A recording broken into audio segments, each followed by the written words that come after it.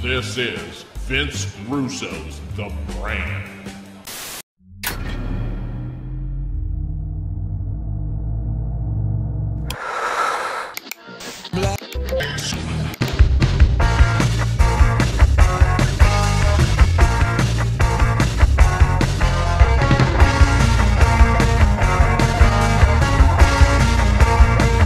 AlternaTV. Hello once again, everybody. I am Brandon Stransky, your host for AlternaTV here on Vince Russo's The Brand. Kind of been, deviating from the new format here for a little bit, but today we return to the old format. We return to business as usual. Gonna open things up. One thing that I have been wanting to discuss for a bit is, as I'm sure a lot of you understand, a lot of you know, we had had some elections going on in the United States a few weeks ago. A couple big ones in many states. Most notably, the ones that saw the most activity were, of course, Virginia and New Jersey. And there's one thing that I saw coming out of both sides of this equation that was just like, this is where. And I'm not going to say in my opinion, I'm just going to say that I truly, honestly believe that it is wrong to do it this way. Is all I keep hearing is we need to elect this type of person, we need to elect that type of person, we need to get this type of person, we need to get that type of person, we need to get X person, A person, B person, S person, G person, when we need to be looking at, okay, who cares if this person's that, this, or that? What do you bring to the table? What are your qualifications? Are you going to uphold the Constitution? Or are you going to shrink government and grow liberty? Or are you going to continue to expand and continue growing this nanny police state? Those are the things you need to be looking at. Who cares if somebody is, what skin color they are, what gender they are, or this and that, or religion, nationality? Who cares? What do you bring to the table? That's all I care about. That's all you should care about. If they are not there to do the job that they need to do, nothing else should matter. Who cares what color? Who cares what sex? Who cares what religion, nationality? None of that matters. How good of a job are you going to do? That's what you should be focusing on. If you're not, you're doing it wrong. Anyway, going to next debut a new segment I like to call Honest Hashtags.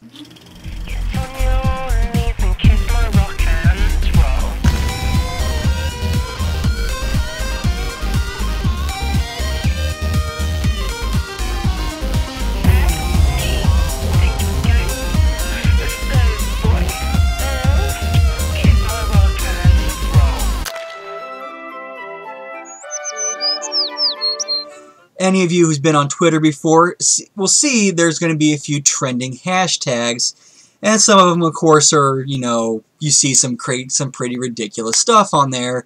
Some of them, however, go way beyond, just into dishonest, just ridiculous territory.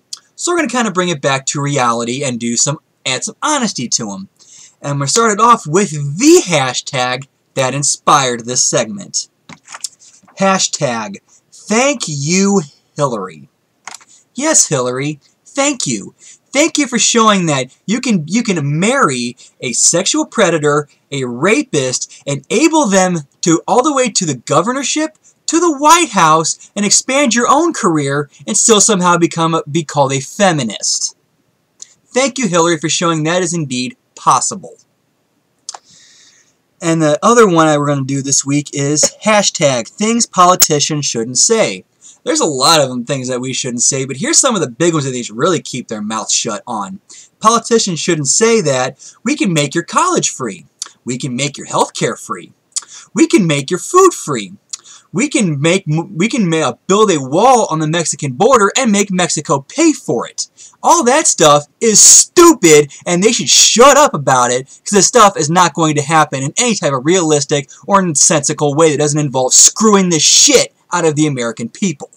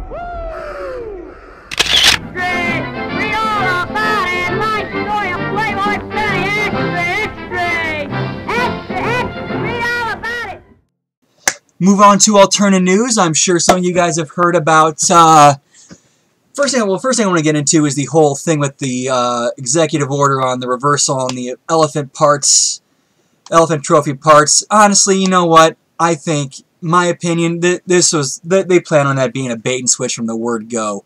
I will bet you anything that they were already planning to reverse it because they knew exactly what the reaction was going to be, and they already had the reversal planned out to make themselves look good. Oh, look, he's listening to the people. He's actually paying attention to their outcries and actually acting on something that they don't like.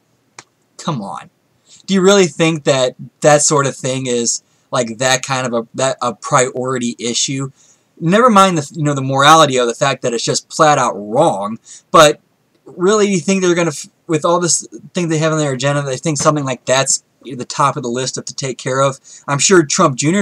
would have been happy about having that go through, but honestly, it just reeks of a distraction or a action to get a desired reaction, something they had planned already, like a mini false flag of, oh, I'm gonna do this, you're going to react, and I'm going to do something to get you to react again in a way I want you to react to make me look good.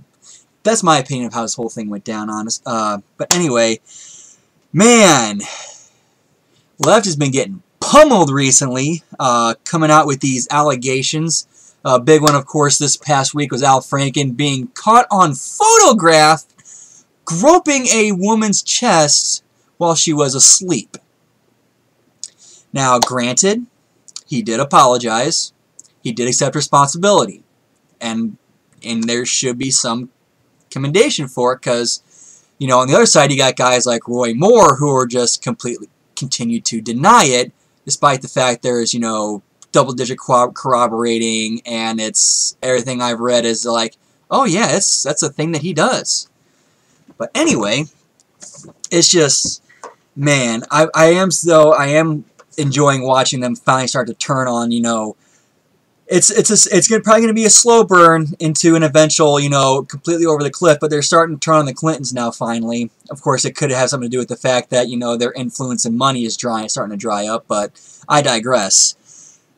And, of course, the big thing talking today is the tax bill. Everybody's kind of freaking out about that.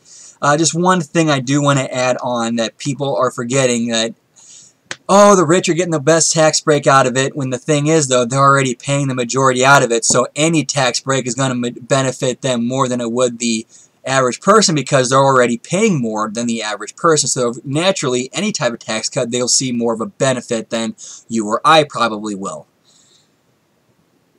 And then, but me personally, being libertarian, there shouldn't be an income tax bill. There shouldn't be income tax, period. But again, I digress.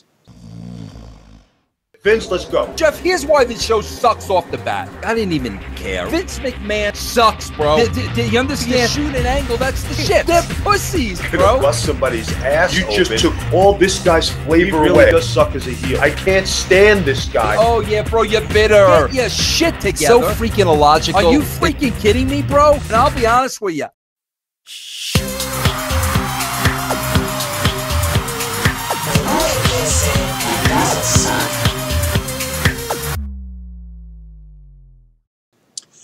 Onto PC, popular culture, as opposed to politically correct or patriotically correct, which are two absolutely abhorrent things that need to be eliminated as soon as possible. The new South Park has been just, oh man, it's like I said last time, it is kind of back to basics, but they are trying new things that I think is great. The thing that's entertained me the past couple episodes is they've started a because if you've been watching, Cartman now has a girlfriend. It's been kind of a weird back and forth abusive relationship where somehow Cartman managed to gaslight himself into thinking he's the one being abused in this relationship, even though he's clearly being the abuser. But if you've watched South Park for any length of time, you know Cartman's a sociopath with great at mental gymnastics. But the direction they've somehow managed to go is his girlfriend is now somehow slowly starting to transition into a female version of him, and now starting to dominate him. And I am very interested to see where this goes, because this could be very interesting and great character development for them, because like if you've seen Cartman, if you've watched him for any amount of time, like that character is just something else. And now seeing him finally kind of quite possibly meet his match in a monster he himself created, that could be some intriguing television. That really could. I mean, South Park's always been great, terrific writing, and I don't expect them to drop the ball on this. Especially, and as you guys have probably heard, like when the election came out, they said that they weren't going to poke fun at Trump, because they said, like, there's nothing we could do that could there's no satire we could do that could top what he does in real life. But they did manage to do the next best thing, which is figure out a way to adapt that into the South Park universe by basically taking all the Trump traits and putting them on Garrison and making him the president, which has been absolutely freaking hysterical. If you haven't been checking it out, you need to. Just having Garrison, like, play the role, like, it's basically Garrison as Trump, which is hysterical and one of the funniest things on television right now, in my opinion. Next week is going to be, actually, recording this on Sunday,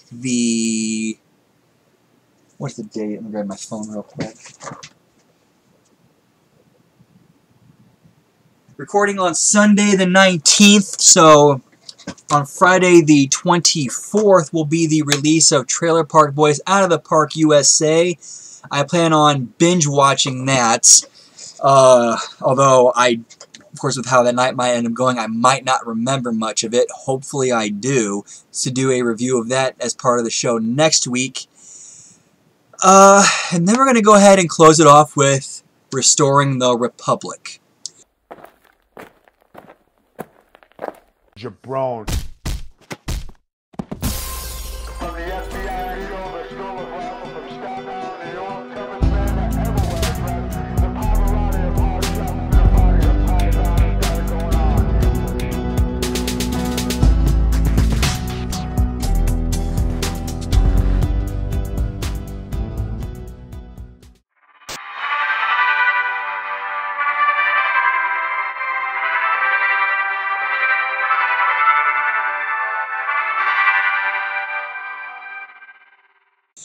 If this is your first time seeing this segment, this particular segment is we're running with the scenario of if God gave me the, basically doing is if God says, Brandon, you're in charge of fixing this country, anything you say goes, you have basically, anything you say I will make happen. Okay, so with the tax plan that's been coming up, here is how I would handle it at this juncture in time. In a previous editions, we've already eliminated the Federal Reserve System. We've already eliminated the IRS. Those are gone. So here's a new tax plan I would implement. Income tax would be completely 100% scrapped. 16th Amendment, gone. Income tax, gone. In its place instead would be this. A system where you would voluntarily choose how much of your money will be taken out of your paycheck, and you would also decide where exactly that goes. Every quarter, you would be up for a renewal, if you want to change that up, the amount you're giving, and to where it goes to. You can keep you can give away, 80% of your paycheck. You can keep 100% of your paycheck. All up to you. You decide. Sounds pretty American that way, right?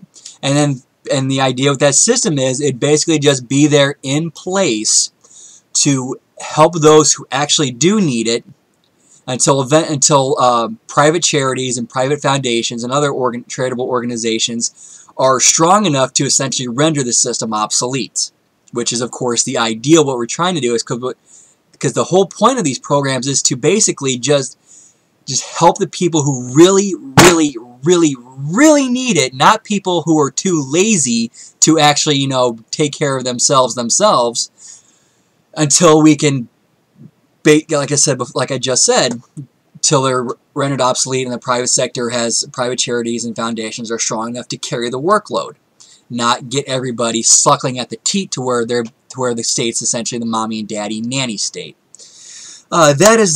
that is it for this week's AlternaTV. Thank you guys for watching. You can always follow me at BSWriter67 at Twitter. Make sure you check out all the other great personalities here at russosbrand.com, and I will see you all later.